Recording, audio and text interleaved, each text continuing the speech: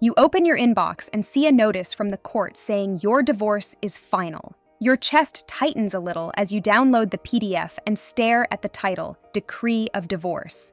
You wonder if this is just another form, or the document that actually changes everything. Now here's what you need to know. A divorce decree is the final court order that ends your marriage and lays out the terms you have to live with going forward. When the judge signs it and it's entered by the court, your divorce is legally final in that state. The decree usually spells out property division, debts, spousal support, child custody, parenting time, and child support. It becomes the roadmap for what both of you are required to do. Here's what that gives you. The decree is what you use if you need the court's help later. If your ex stops paying support, refuses to follow the parenting schedule, or doesn't transfer an account like the decree says, you go back to court and enforce that decree. It's not just a summary, it's a binding order. Now here's what most people don't realize. A divorce decree is different from a divorce certificate.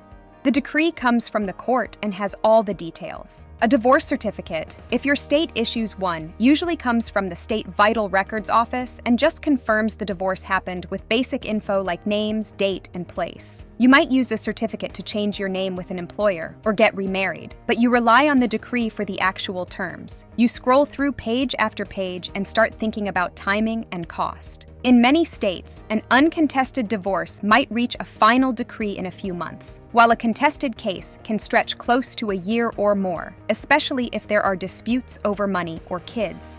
Fees also add up. Court filing and service fees, plus attorney fees that can range from a few $1,000s to well over $15,000, depending on complexity and where you live.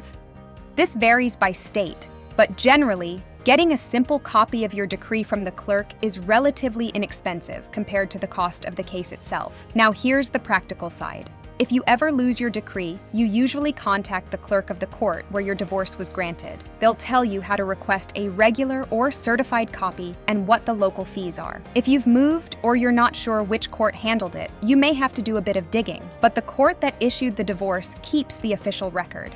As you close the document, one thing becomes clear. The divorce decree is the legal finish line of the marriage and the starting point for how your finances, parenting, and future are structured. This is educational information only, not legal advice. Rules, timelines, and costs can vary a lot from state to state, so check with an attorney in your area about your specific situation. If you want help finding a lawyer who understands what's at stake in your divorce, visit LegalReach.com to connect with someone in your state. Have you ever had to go back and reread your divorce decree because something wasn't clear? Share your experience or questions in the comments.